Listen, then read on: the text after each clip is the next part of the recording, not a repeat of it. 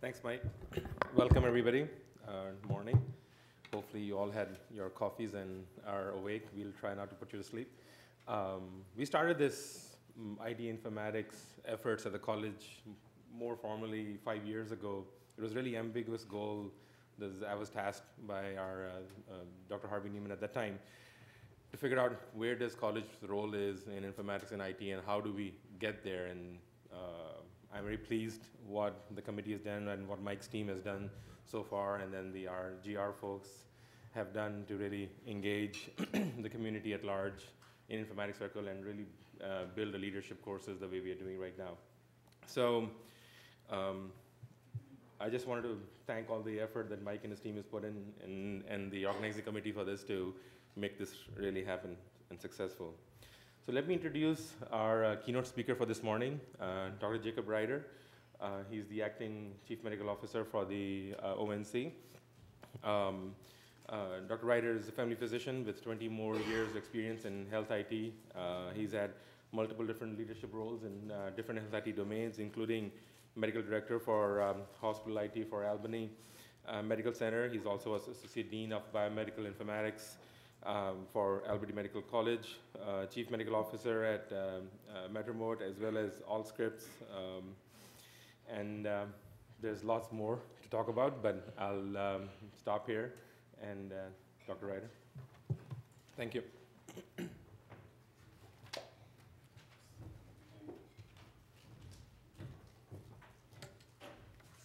Thank you. It's happy. I'm happy. It's happy too. It's a happy day, and I'm happy to be here.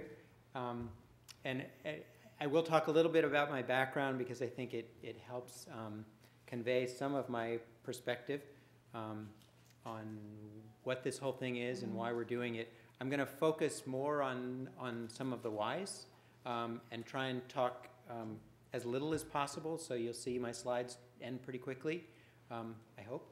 And then I'd like to have some dialogue because I learn more from these conversations when we have a conversation. And I found that throwing lots of facts at groups like yours that I don't know all that well, as they say, some of my best friends are I almost said cardiologists, are radiologists.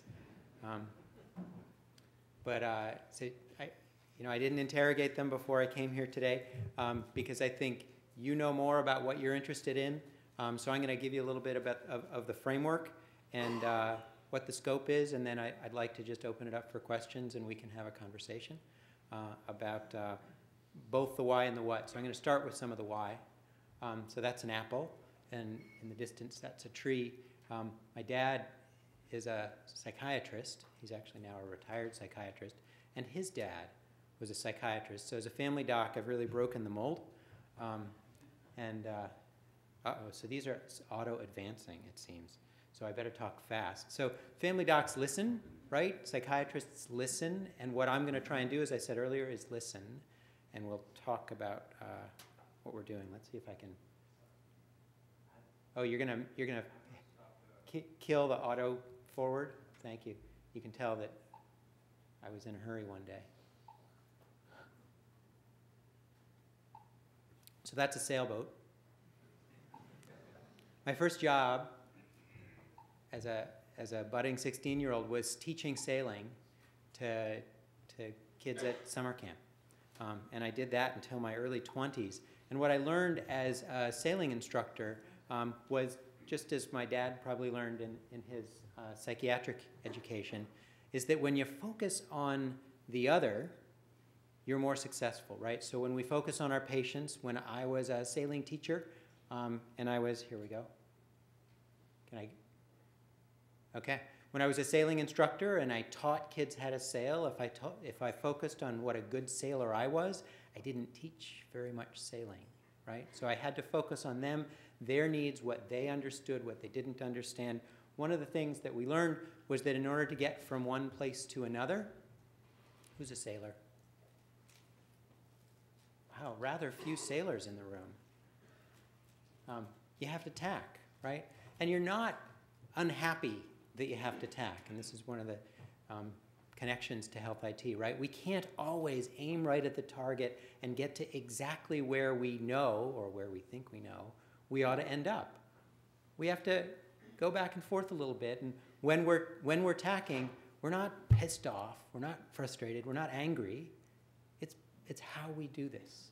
And if we're pissed off and angry and frustrated, we're just wasting energy in that domain. And so we do want to get places fast. And I put this slide up to remind myself to talk about innovation, because when people talk about IT, people often think about innovation. We have these wonderful weekly meetings with the senior leadership at ONC where we talk about just about anything. And about 2 weeks ago, our leader, Dr. Mostashari, said, you know, he poses a question, and we're all supposed to think and be inspired. And the question that week was, should ONC drive innovation? Should we play a role in causing innovation to occur? And so this book, if you've not been exposed to this character, I recommend that you read at least one of his books, because the first half of all of his books are about the same. So it's a guy named Clayton Christensen. He teaches at Harvard Business School, and he talks about disruptive innovation.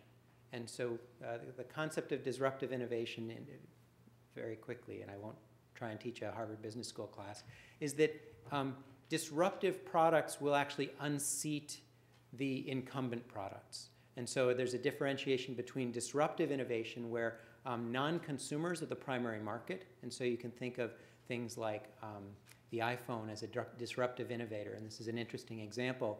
Christensen, when exposed to Steve Jobs, and they had conversations a bunch of years ago, Christensen said, you know, this is not a disruptive innovation. This is a sustaining innovation. It's a logical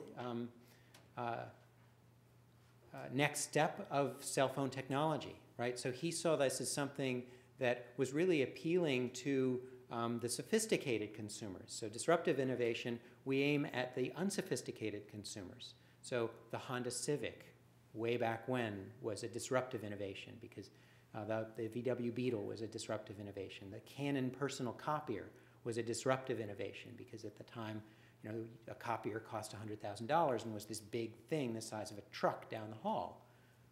And then Canon made these little things and competed with Xerox, and Xerox said, oh, we don't care about those little things.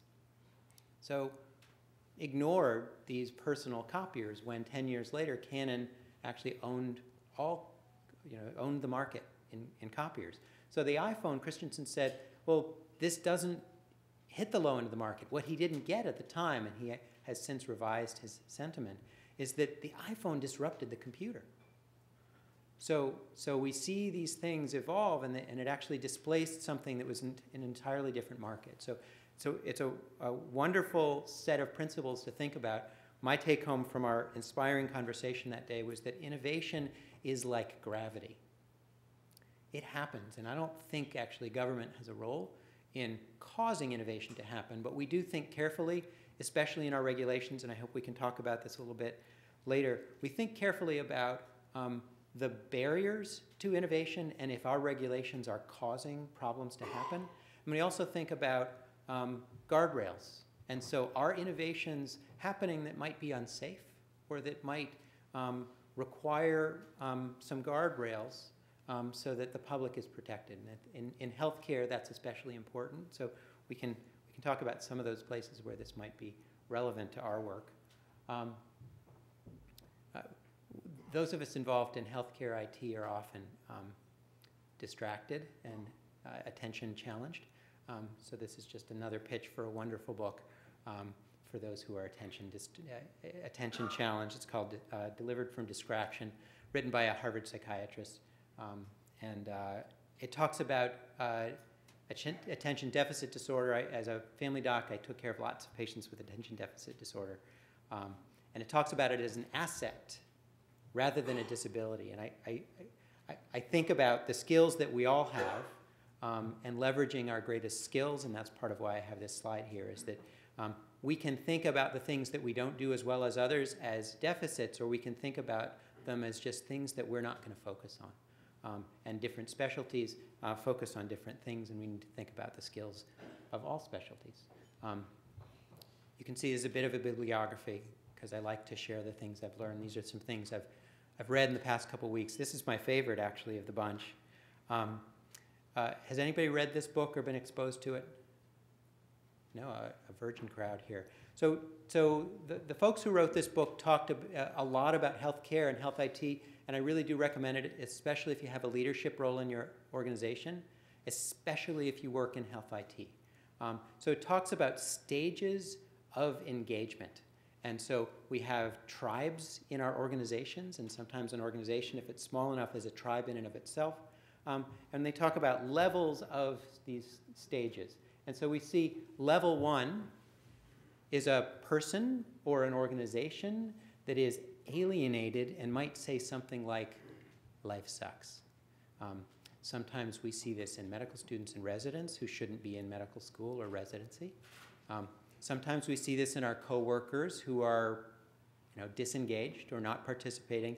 It's uncommon for a whole organization to resonate that sentiment, but some discussions in the book are, the Postal Service in the 1970s was that way in many cases, and so there was a really bad morale. More commonly, we will see, my life sucks. So we're not just saying that life sucks in general. We're saying that they're all out to get me. You'll hear people who are in these kinds of settings say they don't understand. And you can see the context of how we, ONC, we put out rules.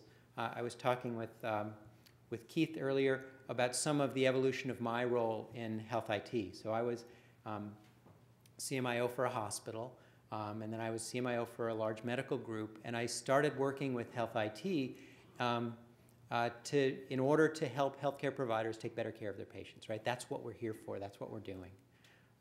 We think that using health information technology is going to improve the quality of care that we provide to patients, right? We're not making it radial tires or potato chips. We're doing this for the patients and the healthcare providers. And yet in medicine, like in IT, there are a lot of people who are smarter than everybody else, right? And so there's a fair amount of, well, I know better than you. The IT folks, make rules about what you're allowed to do on the computers. There's always that so-called healthy tension between IT and everybody else. We physicians use words that nobody else can understand, which separates us from the normal humans a little bit, and we can be perceived as being aloof or condescending. And so these kinds of organizations often breed this stage 2, or I would argue stage 3, I'm great, we're better than everybody else attitude. And so I approached this when I was involved in implementing health IT, and I looked at the vendors and I said, man, why don't they get this? The products are clunky and not usable. And I was angry, so I might have been in stage 2 or even stage 3. I'm smarter than they are. Oh, I've developed software. I can do better than that. Somehow I approached them in a way that might have been a little bit more conciliatory, because I then joined the vendor industry in order to leverage my experience so that I could help the health IT vendors do a better job meeting the needs of the healthcare providers. And so one could argue, that the we're great perspective is, well, we're doing this really, really well. Academia, the book talks about academia as an environment that breeds the we're great perspective. Many businesses, right, we're great, parentheses, and they're not. And then stage 5, which the folks in the book talk about how stage 5, you actually don't get a whole lot done because you're Mahatma Gandhi, or you're in that Zen place, and you think everyone's great, and you're very generous and kind, yet there's not as much of the generous passion. Breakthrough thinking happens in stage 5. So they argue in the book that the most successful organizations go into stage 5, have these breakthrough thoughts and ideas, and then will evolve back into stage 4, get a lot of work done, and then go back to stage 5. So what's ironic is that as a health IT vendor, I then was subject to these regulations that this organization called ONC put out, the certification criteria for electronic health records. So I ran the certification programs for 4 EHRs because I worked for a company that had, at that time, 4 electronic health records that we were trying to support at the same time. So I experienced this certification program, and I said, man, what don't they get? How did they get this so wrong? And I would say it wasn't as wrong as perhaps I passionately felt at the time, but I felt like I could do better. And so that's part of how I ended up here at ONC, where I can bring the family physician perspective, I can bring the vendor perspective, knowing what the vendors have to put up with, and represent the needs of the vendor community a little bit, although certainly I have shed those clothes pretty quickly. So here we are in DC. This is the Department of Health and Human Services. This is a little introduction to who we are and what we do and why. Within the Department of Health and Human Services, there are many agencies. I've circled, and you can barely see, but I made them bigger. CMS and the green in the left, and ONC in the right. So CMS, most of you are familiar with. Some of you may not be familiar with ONC, but it's the 2 agencies that put out sort of sister regulations. The Meaningful Use Incentive Rule comes from CMS, and the standards and certification criteria come from ONC. We'll talk a little bit about what those are, what the differences are, and then Keith's going to talk in much greater detail about what the regulations say both this year and in 2 years. It's this time of year, so I had to put this slide up, if you haven't seen it. So the real question is, and when I explain to my mom what I do for a living, I talk about meaningful use, and her eyes predictably glaze over. I found that I use metaphors, maybe I overuse metaphors, but this is, I think, a British 16-year-old, so you can see she's on the right side, or maybe my slide's reversed, taking a driving test. And so my metaphor here is that meaningful use of a car is a driving test, right? So there are certain things that you have to do when you take your driver's test. You have to do a 3-point turn. You have to use the turn signals. You have to turn left properly and stop at the stoplights. So there's a set of stuff. You can't just buy a car and pass your test. And so the same applies to the Meaningful Use Incentive Program. So if you just buy an EHR, the rationale behind this whole program is we wanted to have a program to help healthcare providers incorporate health IT into their practices. But you can't just say buy health IT. You have to say buy it and then do something useful with it. So this phrase meaningful use became the requirement here, and there are a set of criteria that you have to actually use the EHR to do these certain things. In order to pass your driving test, you need to be driving an inspected car. One of my son's friends showed up with the uninspected car. This sticker had expired, and he wasn't allowed to take the test. So by the same token, the incentive rule says you need to make meaningful use of certified EHR technology. So just like the car inspection program has a set of things that somebody inspects and makes sure that they work in the car, we have a set of things that we inspect as we certify electronic health records. And so there's a set of criteria, and these things are matched for the most part.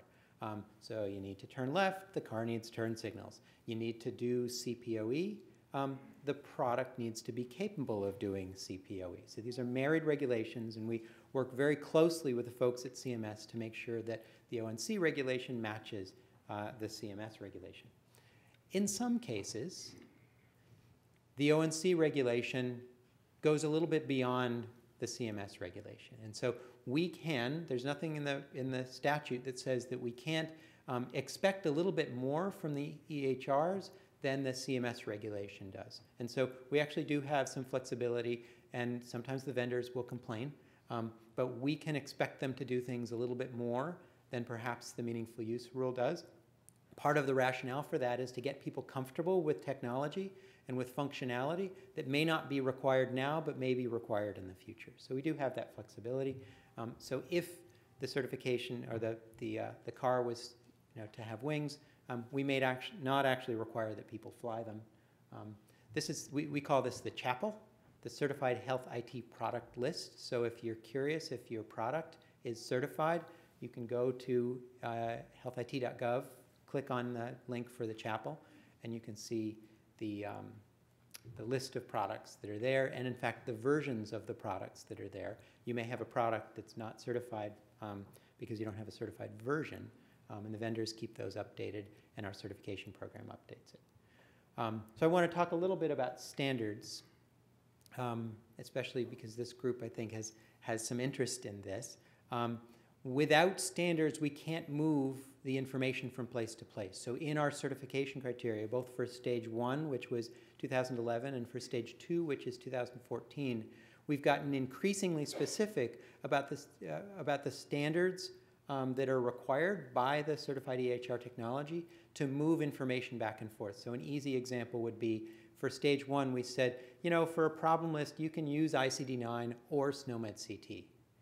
And that was a recognition of the fact that most systems used ICD-9, even though it's a coding system that most clinicians don't think in, right? It's sort of German to our English. We all kind of had to learn it because we had to learn it. But if you have to look something up, it's not really in the right section. It was made for something that clinicians really didn't have to do. SNOMED CT, on the other hand, is organized in a way, it's a vocabulary that's organized in a way that's more like the way that we think as clinicians. And so we allowed for both, but in stage 2, beginning in 2014, we actually require that SNOMED CT be the only coding system that's used for the capture of medical problems.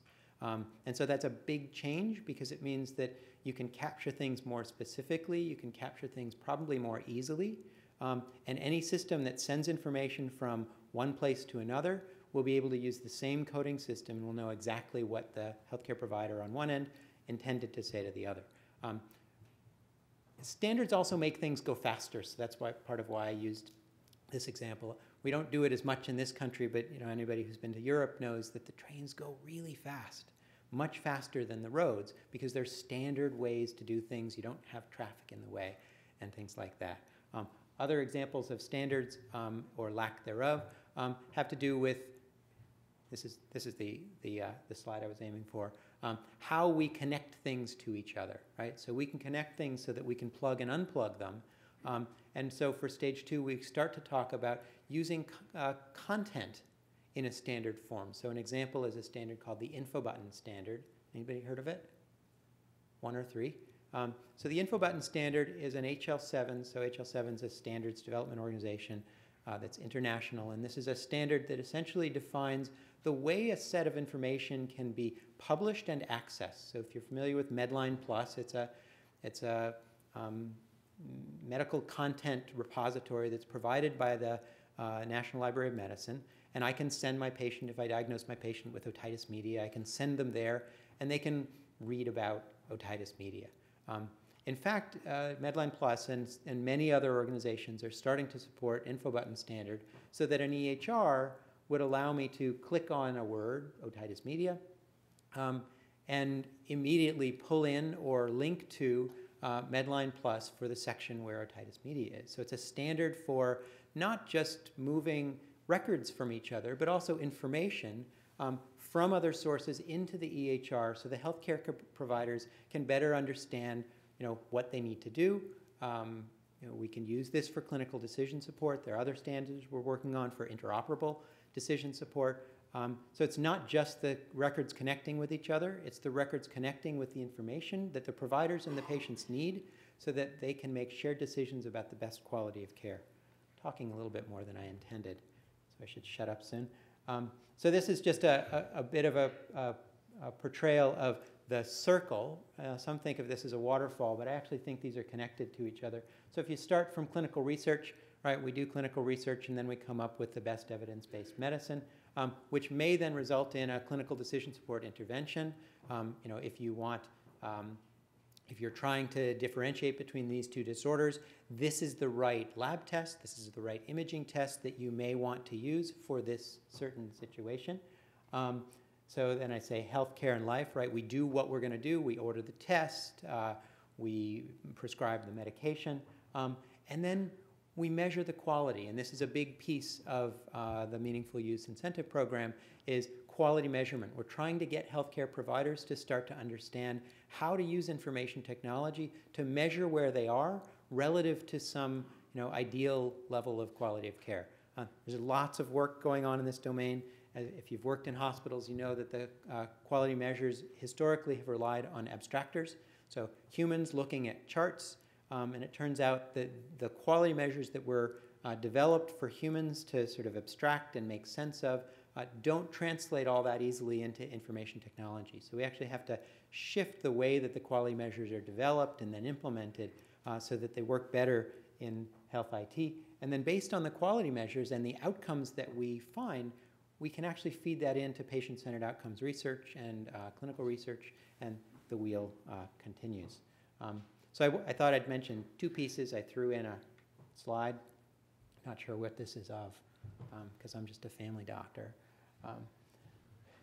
But Keith's going to go into this in greater depth. But for stage 2, so this is this next phase of the program, there's a requirement that at least 30% of the orders that a healthcare provider enters for imaging are captured by computerized provider order entry.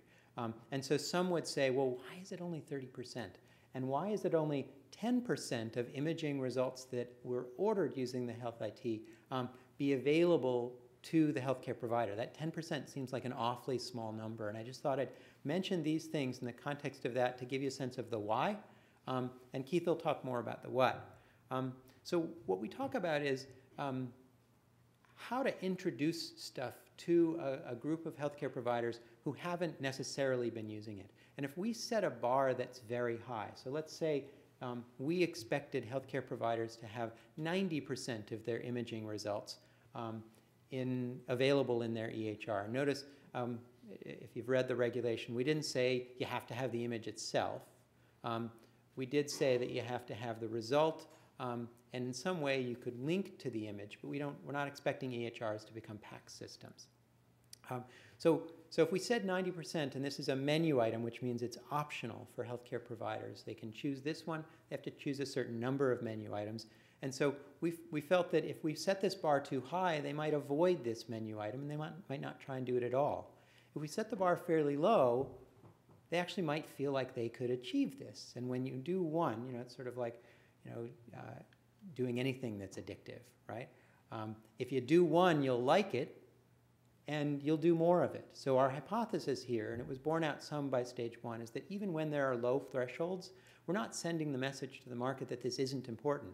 In fact, we're sending the message to the market that we understand that you're not quite up to doing this yet. Many of you may not have tried it.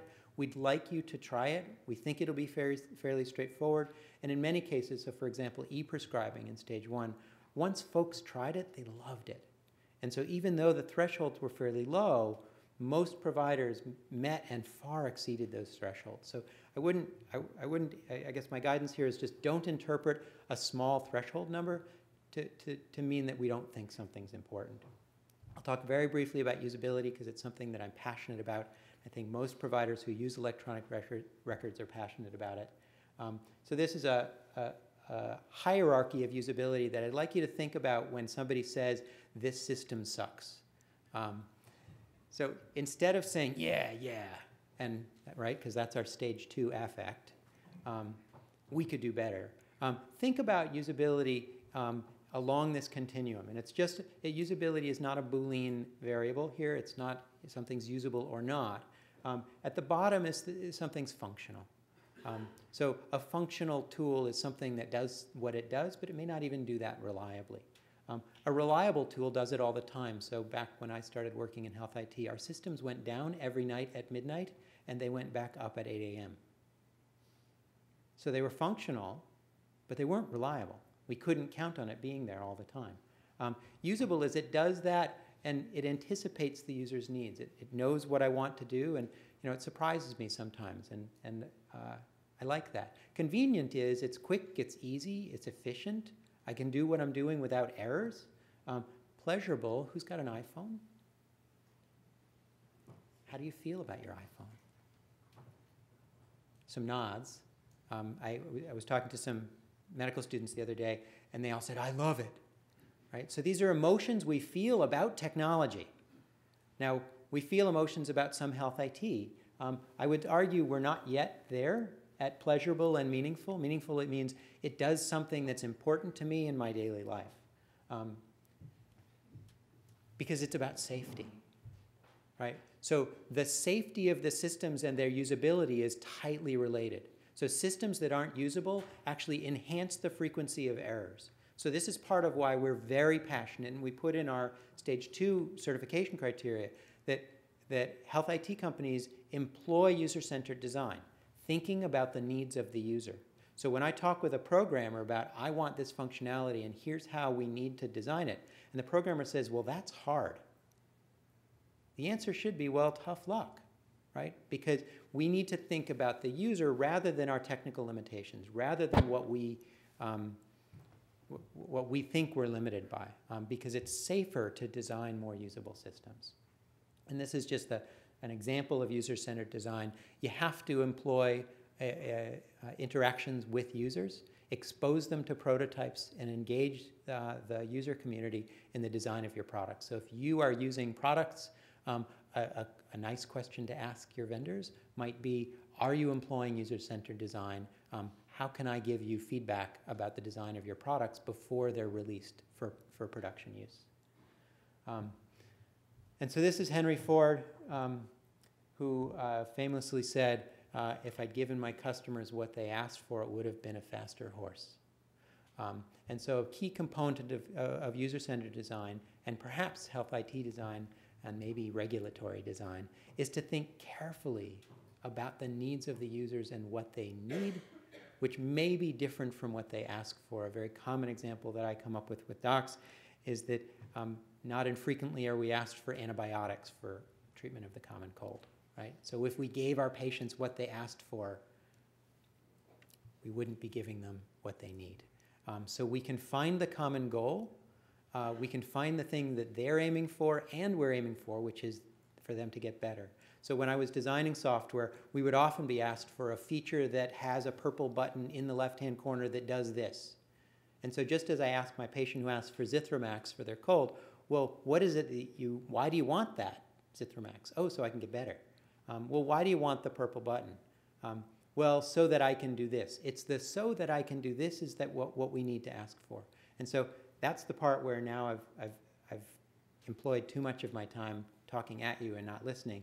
So I want to know, what are the things that you need, want, expect from the government in how we guide this industry to move forward? And so I promise now I'll shut up and take questions or comments or feedback from you.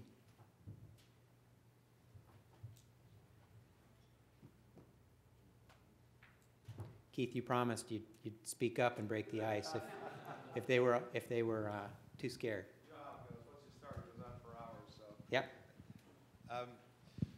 Some of at least the way that we tried to think about this when we were participating more and more in meaningful use as radiologists, and it was a one-size-fits-all kind of approach, was the concept of image producers and image consumers.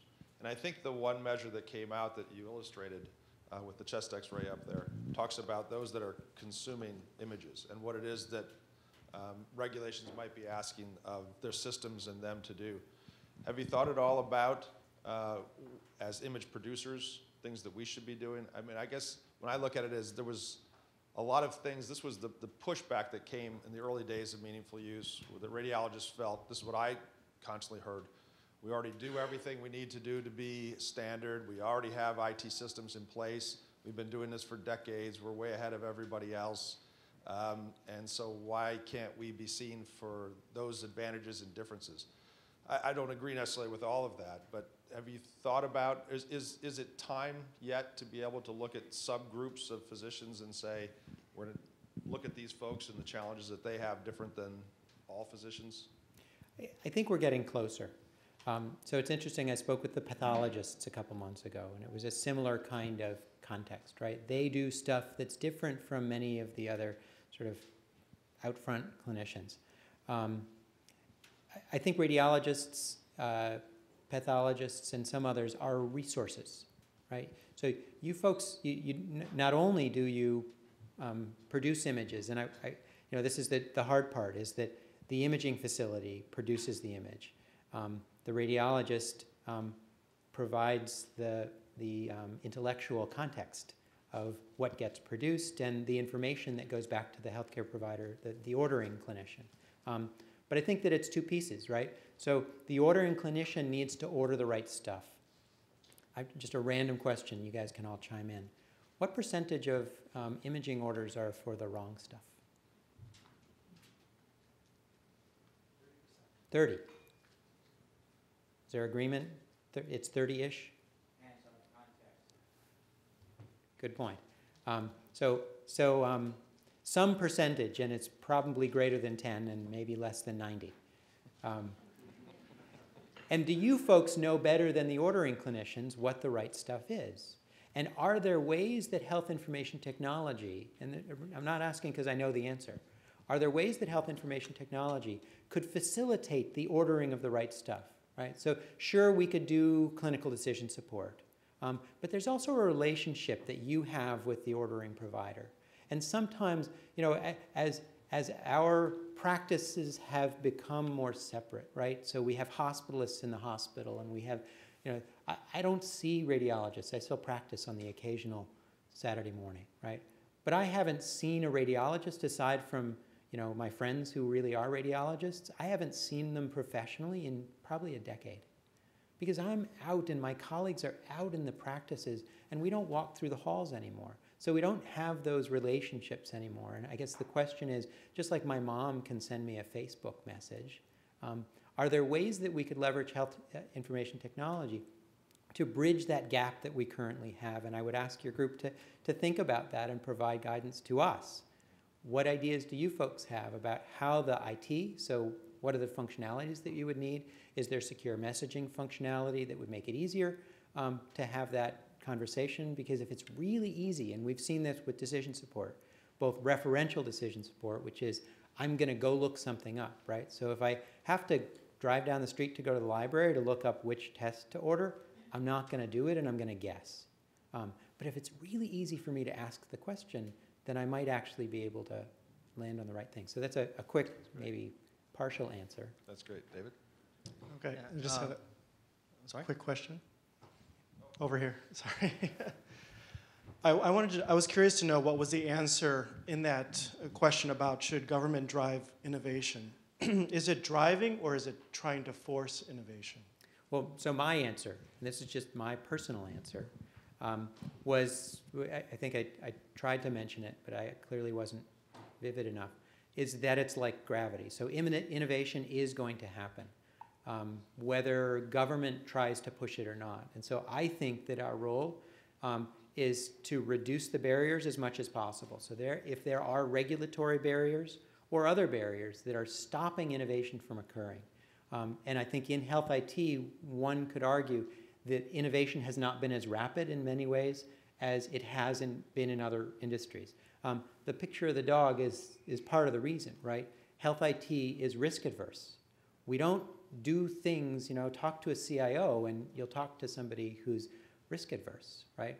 We don't make rash decisions about using iPads in our healthcare facilities. We make very slow, deliberate, careful decisions, and that's because patients are at risk. So if my iPhone doesn't work well, or I call my mom instead of my sister, big deal, right? But if I prescribe amiodarone to the wrong patient, or amiodarone instead of amoxicillin, that's going to kill somebody.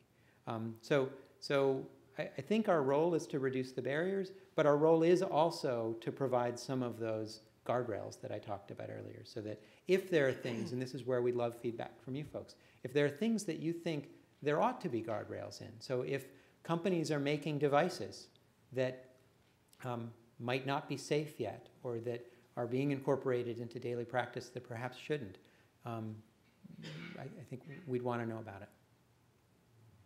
Thanks. I'm Dr. David Hirschhorner from Staten Island University Hospital, and worked with Keith for a number of years.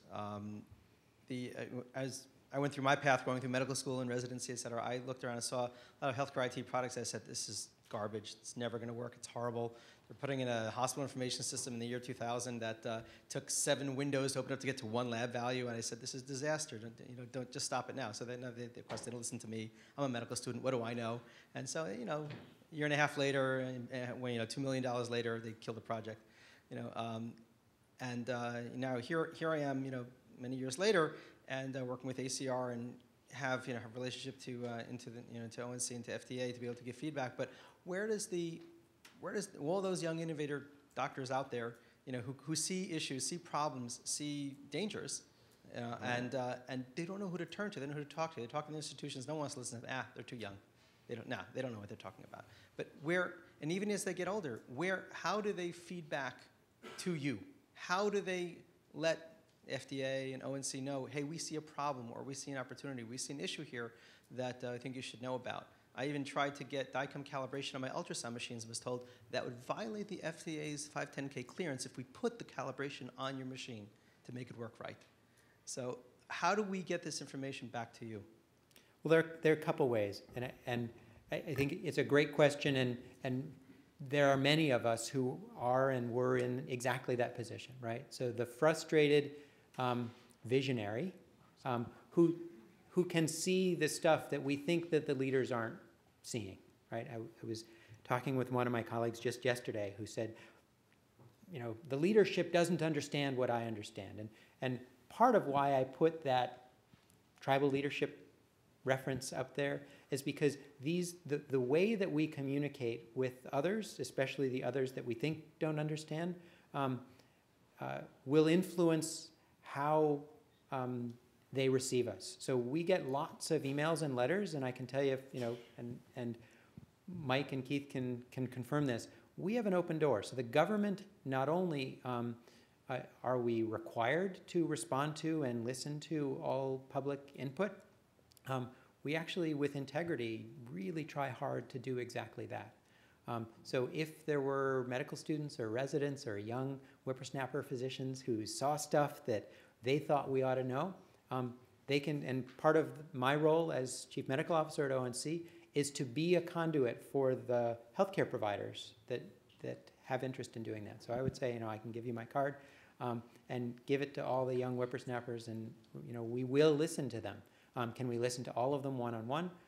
Probably not. If there was a deluge, we'd have to figure out a way. But I can tell you, right now there is not a deluge. So conversations with us are always educational for us, but also for them. We will talk to them about what the processes are, how it is that we see things. It turns out that maybe we actually have thought about the things that folks think we haven't thought about.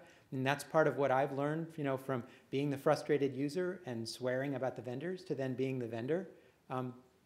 We understand what happens and how it is that you actually have to do things fairly deliberately and carefully. And so we can innovate, we could change the processes, we can help understand,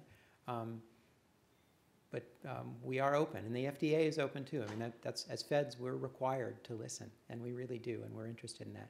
But I think also it's about the vendors, interacting with the vendors, and how do we engage with our vendors. And I would say that, my advice is to do what I described earlier. Focus on your goal rather than your want, right? So if you want to get better, talk about your want to get better and let them use their expertise to figure out the best path. If you ask for a specific feature or function, often you're going to get pushback from the vendor who has a whole design team and they think they know exactly the right way to do it. As long as you talk about your goal, you can have a dialogue. And that's where you actually get pulled into conversations and they see you as a valuable resource. I don't know if I answered the question, but. Two more questions. Yeah.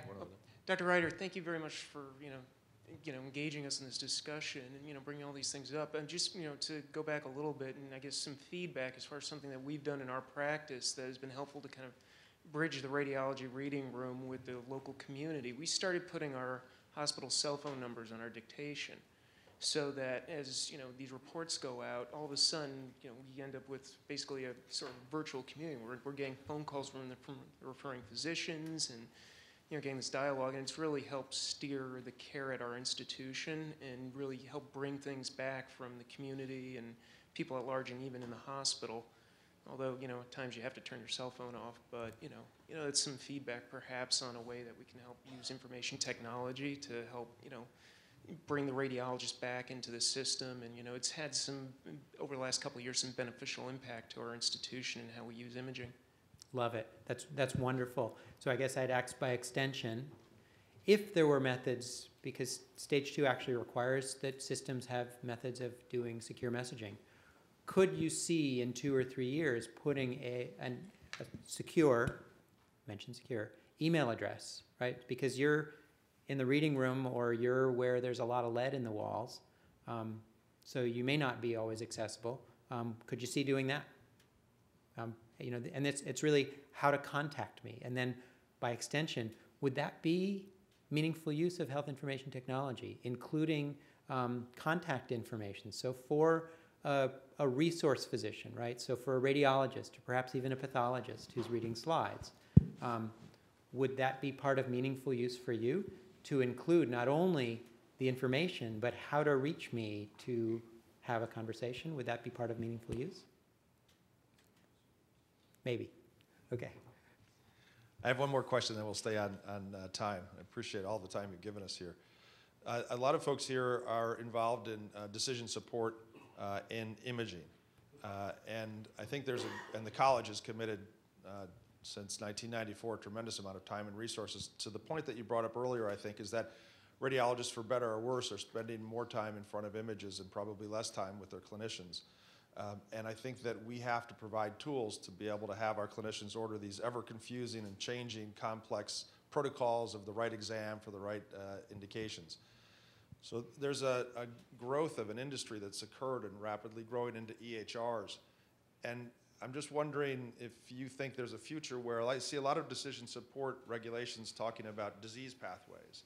This slices it a little bit differently in saying there's some requirements maybe around imaging ordering or those type things. Is that a possibility, and what are the thoughts with something like that? That's just a softball, man. Yes.